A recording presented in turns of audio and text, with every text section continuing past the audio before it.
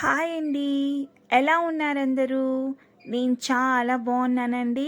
మీరెలా ఉన్నారు? మీరు కూడా చాలా హ్యాపీగా ఉండాలని ఆ సాయినాథుడిని మనసారా కోరుకుంటూ ఈరోజు ఒక మంచి రెసిపీతో మీ ముందుకొచ్చేసాను. అదేనండి, ఒక మంచి స్ట్రాంగ్ కాఫీ అండ్ ఒక మంచి దోస చేసుకొని తిందాం. ఎవరికి ఇష్టం ఉండదండి దోస? సో మన వీడియోలోకి వెళ్ళిపోదాం. ఇది నా ఫస్ట్ వీడియో అండి.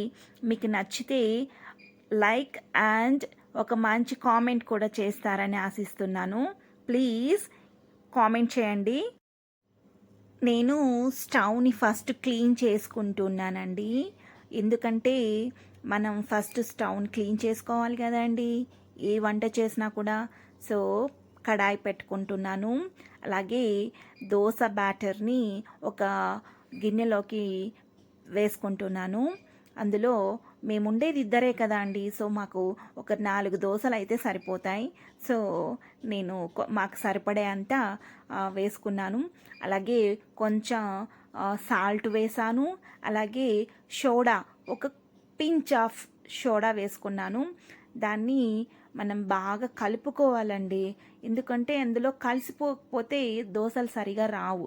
సో మనం ఏం చేయాలంటే దాన్ని బాగా కలిసేటట్టు కాసేపు కలుపుకోవాలి బాగా.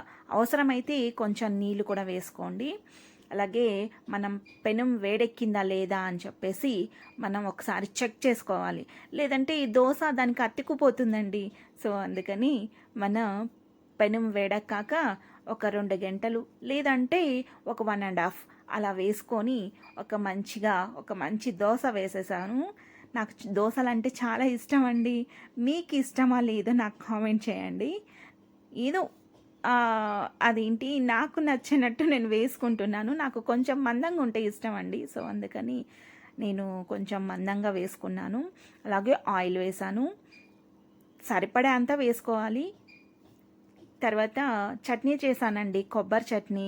దోశలకు చాలా బాగుంటుంది. ఒకసారి మీరు కూడా ట్రై చేసి చూడండి. ఒక గిన్నెలోకి వేసుకున్నాను. అలాగే దోశ ఇక్కడ రెడీ అయిపోయింది, వేడి వేడిగా రెడీ అయిపోయింది. దాన్ని తిప్పేస్తున్నానండి. తిప్పేశాక ఒక 2 మినిట్స్ అలా ఉంచి దాంట్లో మనం చట్నీ రెడీ చేసుకున్నాం కదండి, ఈ చట్నీని కొంచెం బాగా కలుపుకున్న తర్వాత అందులో ఉప్పు సరిపోయిందా లేదా చూసుకొని దానిపైన కొంచెం చట్నీ వేసి మనం అలా స్ప్రెడ్ చేయాలండి. ఒకసారి ట్రై చేసి చూడండి, ఆ టేస్ట్ వేరే లెవెల్ ఉంటుంది. మా చిత్తూరు వాళ్ళైతే దీన్ని అయితే రుచి చూసుంటారండి, ఎందుకంటే మా సైడ్ ఇలానే చేస్తారు. సో మీరు ఒకసారి ట్రై చేసి చూడండి. చాలా బాగుంటాయండి దోశలు. తినడానికి కూడా కమ్మగా ఉంటాయి, ఎందుకంటే మనం చట్నీలో కొబ్బరి వేసాము, అలాగే శనగిత్తనాలు వేసాం కాబట్టి. సో తినడానికి చాలా బాగుంటుంది. నా దోశ రెడీ అయిపోయింది.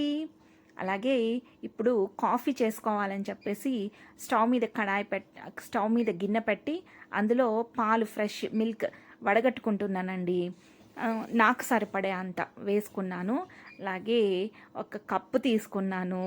నా ఫేవరెట్ కప్ అండి అది.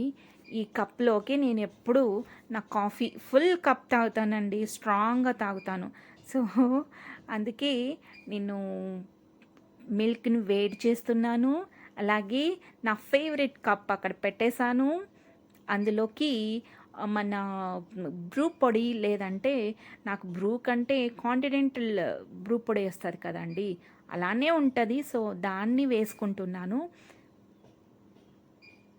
ఇక్కడ పాలు వేడయ్యాయా లేదా అని చెప్పి ఒకసారి చెక్ చేసుకున్నాను. బాగా మరగనివ్వాలండి పాలు, లేకపోతే కాఫీ బాగోదు. అంటే స్మెల్ వస్తుంది, పాలు స్మెల్ వస్తుంది. సో నాకు పాల స్మెల్ పడదు. సో నేను కొంచెం బాగా కాగిన తర్వాత కొంచెం స్ట్రాంగ్గా వేసుకొని తాగుతానండి. ఎందుకంటే లైట్గా ఉంటే కాఫీ తాగిన ఫీలింగ్ రాదు. అందుకని నేను కొంచెం స్ట్రాంగ్గా తాగుతాను. ఇక్కడ పాలు వేడైపోయాయండి. దాన్ని ఇప్పుడు మనం రెడీ చేసుకున్న కప్పులోకి ట్రాన్స్ఫర్ చేసుకుందాం. ఇక్కడ నా కాఫీ రెడీ అవుతోంది. సో ఎంతమందికి కాఫీ ఇష్టం అండి, కామెంట్ చేయండి. నాకైతే చాలా ఇష్టం అండి. కాఫీ స్ట్రాంగ్గా తాగితే ఆ డే మొత్తం చాలా బాగుంటుంది. సో మీరు కూడా తాగండి, అదే కళ్ళతో తాగేసేయండి.